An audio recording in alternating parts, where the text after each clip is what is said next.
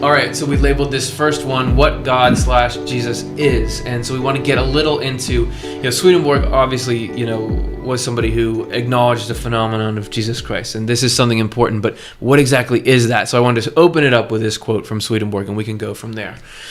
This is from his book, True Christianity. The Father means the divine nature as an origin. The Son means the divine human nature that came from that origin. And the Holy Spirit means the divine influence that radiates out. These are three aspects of one God. Another way of putting it is that the Father's divinity means something like the soul in us. The divine human manifestation means something like our body, which comes from our soul, and the Holy Spirit means something like our actions, which come from both our body and our soul. Then we see three essences that belong to one and the same person. Together they form one indivisible essence. Okay, so that's our opening salvo. So he's talking about the Christian idea of the Trinity and putting sort of a spin on it where he equates the Trinity to kind of the body, soul, and actions in us. So what do you have to say to that?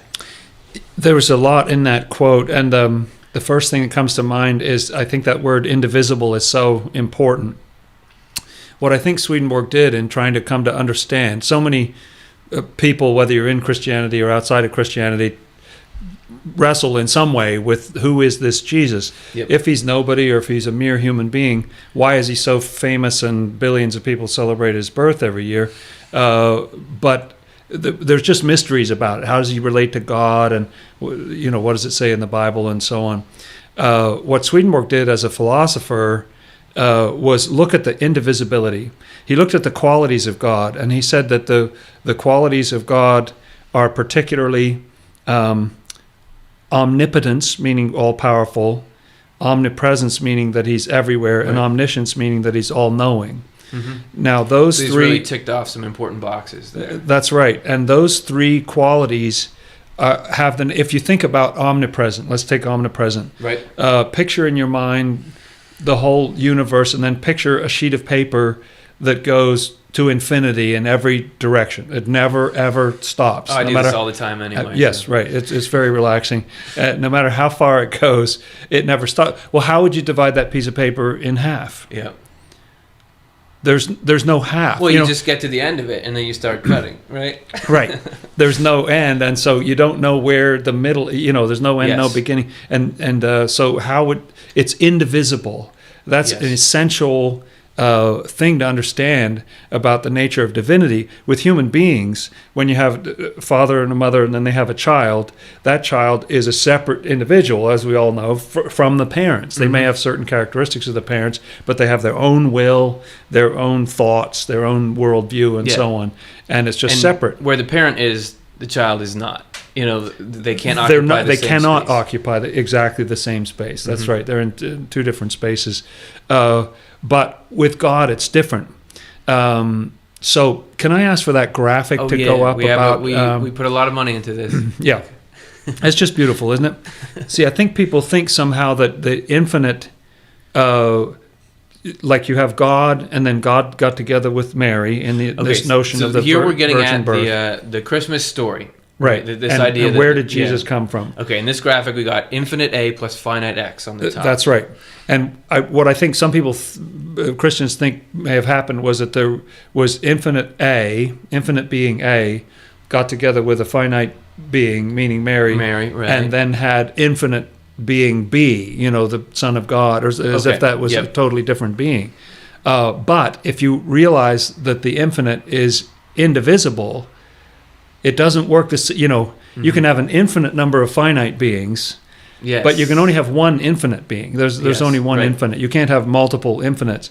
And so what is the way Swedenborg sees Jesus is that there's infinite A, which is God, plus finite X, which is Mary. Yeah. That comes together to create a being who is infinite A on the inside, because you can't have an infinite B. There's no such thing. And this is Swedenborg saying that there's, that the soul of Jesus is the divinity, but the body, it came from Mary. So this is right. sort of this fusion of infinite and finite, and that's this box we see in the graph. That's right. In that quote that you had before, it said that it was like our soul that we have in us, and then Jesus was like the body of that same. It's not a separate person.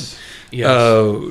There's been a thought over time that there must be three gods up there in some ways, or three persons of the Godhead. Right. But Swedenborg said, no, you can't. Philosophically, you can't divide that. So Jesus Christ as a person is God inside a body.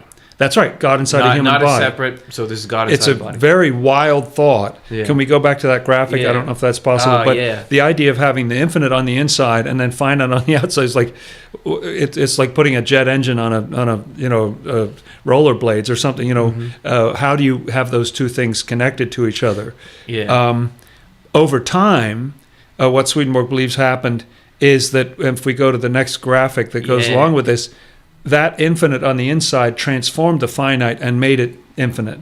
And that's why Jesus is said to have disappeared from the tomb. Right. The whole flesh, everything just poof, it was gone. It all rose up. I think that's a very interesting account of what's at the heart of Christianity. It's different than what you hear elsewhere. Right. And he's saying that there was a process. Everything's according to order. Spiritual world, physical world, all that. So there was a process there in which God, who is omnipresent, was somehow present in a different way, inside this body of a person, experiencing life as a person, and through that life and through transformation, the same sort of spiritual path we go on, but this was God doing it on a divine scale. He was able to make divine even the body, and that you have this matter acting in ways matter can't normally act, but according to the laws of order. That's right, and that's why Jesus says things that would be crazy for a normal person to say, like, I am light itself, I am life, I'm the resurrection of the life. He says things that are hard to reconcile with just being a mere human being, like you and me. I think that infinity that was inside there helps to explain what was going on. No one comes to the Father except through me, and so the Father is the soul. That's right. Coming to it through the body, or through what you can interact with, or the finite version of it. So, and I would say the same of you. When I try to touch base with you, I want to communicate with you. I don't go into a seance and try to raise your soul. Oh Curtis, Thank you. I find your body and I go through the body. The only way to get to Curtis's soul is through Curtis's body. So that's conversely, if you're asleep, if we're doing this show and you fall asleep, which happens during the break sometimes, and I can't communicate with you till the body wakes up. So there's got to be both kind of working in tandem there. That's right. All right, so that's our way too brief initial for this is sort of what is the phenomenon. At least it's light fare, It's not a very big topic. Not but what we want to try to do here to you guys at home is explain a little bit of what's the phenomenon of Jesus. What is that in Swedenborg's worldview? It's not that it's not a son, a separate God. That this is God in a form you could walk up to and give a hug or shake his hand.